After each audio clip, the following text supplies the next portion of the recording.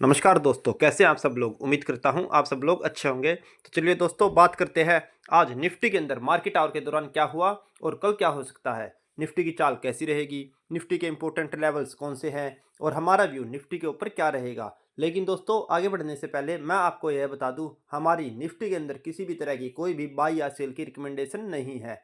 अगर आपको निफ्टी के अंदर किसी भी तरह का कोई भी ट्रेड लेना है या कोई भी पोजीशन बनानी है तो अपने फाइनेंशियल एडवाइजर की सलाह पर करें। हमारी यहाँ पर कोई भी बाय या सेल की रिकमेंडेशन नहीं है। हम यहाँ पर केवल चार्ट पर एनालिसिस करेंगे। तो चलिए दोस्तों, अब हम चार्ट पर चल पड़ते हैं।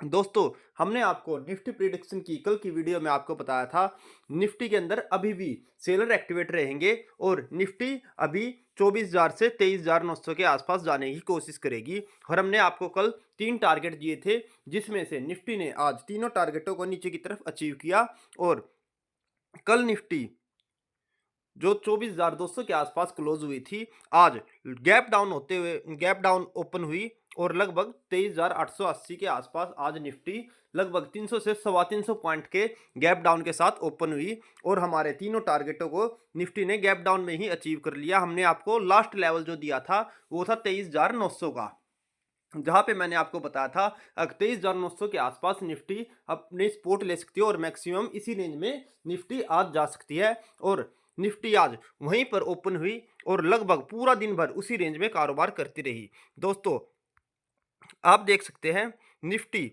23,880 के आसपास ओपन हुई थी और उसके बाद निफ्टी ने दूसरी 15 मिनट की एक ग्रीन कैंडल बनाई जो निफ्टी को 24,000 तक लेके गई।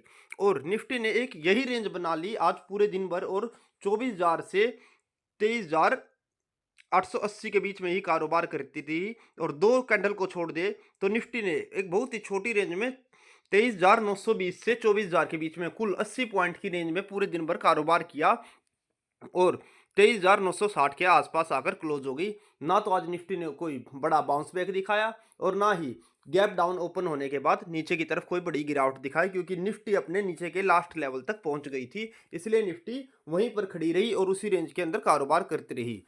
अब दोस्तों, हमारे सामने जो सबसे बड़ा प्रश्न उठ कर आता है वो यह है, क्या कल फ्राइडे के दिन निफ्टी के अंदर बड़ी गिरावट हो सकती है या निफ्टी नीचे की तरफ यहीं पर सपोर्ट लेने की कोशिश करेगी या निफ्टी के अंदर कोई बड़ा बाउंस बैक आएगा। तो दोस्तों, हम कल के लिए चर्चा कर लेते हैं। हमारा व्यू कल के लिए निफ्टी के ऊपर क्या रहेगा और निफ्टी किन बड़े लेवल्स को कल अचीव कर सकती है।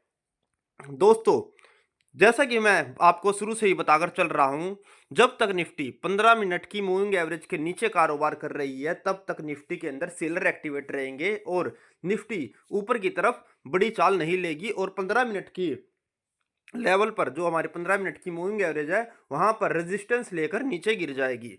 और आपने वही देखा, जब तक निफ्टी 15 मिनट की मूविंग एवरेज के नीचे कारोबार कर रही है निफ्टी के अंदर बहुत ही कमजोरी बनी हुई है और निफ्टी ऊपर की तरफ नहीं जाकर नीचे की तरफ ही कारोबार कर रही है। तो दोस्तों, हम कल भी शॉर्ट की पोजीशन में ही बने रहेंगे और हमारा जो स्टॉप लॉस होगा 23,330, 24,330 के आसपास हमारा ऊपर की तरफ का स्टॉप लॉस रहेगा। अगर निफ्टी की अगर हम रेंज की बात करें जहां पर हमारे को न्यू एंट्री सेलिंग की मिल सकती है वो रहेगी दोस्तों 24,150 से 24,200।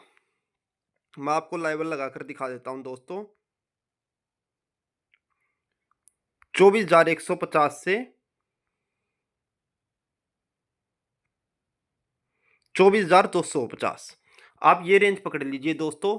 कल के लिए अगर किसी को भी सेलिंग की पोजीशन बनानी है तो उसके लिए बेस्ट रेंज रहेगी 24,150 से 24,250। इस कंडीशन में दोस्तों, आपका स्टॉप लॉस रहेगा आपकी 15 मिनट की मूविंग एवरेज जो कि है 24,330 के आसपास। और जैसे जैसे निफ्टी नीचे रहेगी ये आपका स्टॉप लॉस नीचे की तरफ ट्रेल होता रहेगा।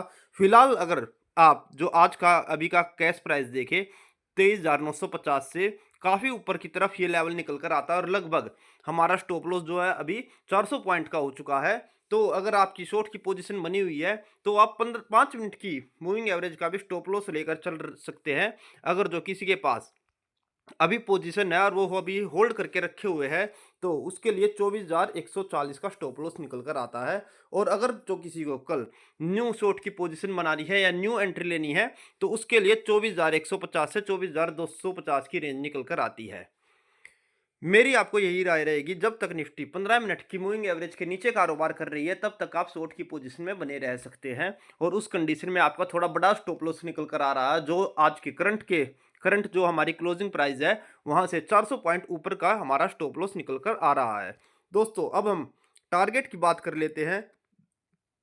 अगर निफ्टी नीचे की तरफ जाती है तो कौन से बड़े टारगेट निकल कर आते हैं, उसके लिए हमें थोड़ा बड़ा टाइम फ्रेम करना पड़ेगा। हम 1 घंटे टाइम फ्रेम पर चले जाते हैं ताकि हमको जो लास्ट लेवल पीछे के लेवल है वो निकल कर आ जाए हमारे सामने और हमारे पास टारगेट क्लियर हो जाए। दोस्तों जो हमारा पहला टारगेट निकल कर आ रहा है वो हमारे बिल्कुल सपोर्ट जोन पर ही है। अगर निफ्टी ऊपर की तरफ जाती है तो एक बार रीटेस्ट करने के लिए 23,850 के आसपास निफ्टी आ सकती है। तो हमारा पहला टारगेट रहेगा 23,850। दोस्तों अगर कल इस लेवल को निफ्टी नीचे की तरफ ब्रेक करती है तो हमारा दूसरा जो लेवल निकल कर आता है 23,770। 23,770 हमारा दूसरा लेवल निकल कर आता है जहां पर निफ्टी जाने की कोशिश करेगा। ये बहुत ही छोटा लेवल है 70 पॉइंट का, और इस लेवल को भी नीचे की तरफ अगर निफ्टी ब्रेक करती है तो निफ्टी में 23,600 तक के लेवल कल निकल कर आ सकते हैं, जो निफ्टी को नीचे की तरफ ले जाने का कारोबार करते हैं। दोस्तों अब हम एक बार 15 मिनट की मूविंग एवरेज पर आ जाते हैं, क्योंकि हमारे तीनों टारगेट हमारे पास निकल कर आ गए हैं। 15 मिनट की मूविंग एवरेज पे आने के बाद हमारे को दिखता है अभी करंट जो वैल्यू है 23,950 जो मार्केट की वैल्यू है, हमारे पास बड़े बड़े लेवल निकल कर आ गए हैं। क्योंकि हमारा स्टॉप लॉस एक तो बहुत ही ऊपर है 23,350 के आसपास है, और नीचे के टारगेट भी हमारे पास 23,600 तक के निकल कर आते हैं। तो अपनी पोजीशन को बड़े ही ध्यान से आपको कैरी करना पड़ेगा, क्योंकि अभी रेंज काफ़ी बड़ी हो गई है निफ्टी की। क्योंकि एक तो इतने बड़े बड़े गैप डाउन अगर जो निफ्टी के ऊपर ओपन होते हैं तो बड़े लेवल निकल कर आएंगे और स्टॉप लॉस भी बड़े निकल कर आएंगे।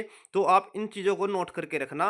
अगर आपको न्यू एंट्री लेनी है शॉर्ट की तो रहेगा आपकी जो रेंज है 24,150 से 24,250, और टारगेट रहेंगे नीचे की तरफ 23,850 रुपये, 23,770 रुपये और 23,600। इन तीन टारगेट के लिए आप निफ्टी के अंदर कल ट्रेड कर सकते हैं। तो दोस्तों इन सब लेवल को बड़े ही गौर से नोट कर लीजिए, और अगर आपके पास पहले की पोजीशन रखी हुई है तो उसको आप कैरी कर सकते हैं शॉर्ट के लिए। और मेरी जो बायर है उनसे यही गुजारिश रहेगी कि आप बाइंग की पोजीशन में जब तक निफ्टी 15 मिनट की मूविंग एवरेज के ऊपर ना जाए तब तक आप बाइंग की पोजीशन में ना आए। क्योंकि जब तक 15 मिनट की मूविंग एवरेज के नीचे निफ्टी सस्टेन कर रखी है तब तक निफ्टी के अंदर बहुत ही कमजोरी है और निफ्टी के अंदर बड़ी ऊपर की तरफ की चाल नहीं जाएगी। अगर निफ्टी 15 मिनट की मूविंग एवरेज के ऊपर सस्टेन होती है तो ही हम बाइंग की पोजीशन में जाएंगे, जहां पर बायर एक्टिवेट हो जाएंगे। तो दोस्तों इन सब चीज़ों को नोट करके रख लीजिए, और अगर आपको हमारी वीडियो अच्छी लगी हो तो इसको लाइक करें, शेयर करें और कमेंट करें, और आपको हमारा चैनल पसंद आ रहा हो तो इसको सब्सक्राइब करें और बेल आइकन को दबाना ना भूलें, ताकि आगे भी आपको ऐसी अच्छी वीडियो देखने को मिलती रहे। धन्यवाद दोस्तों।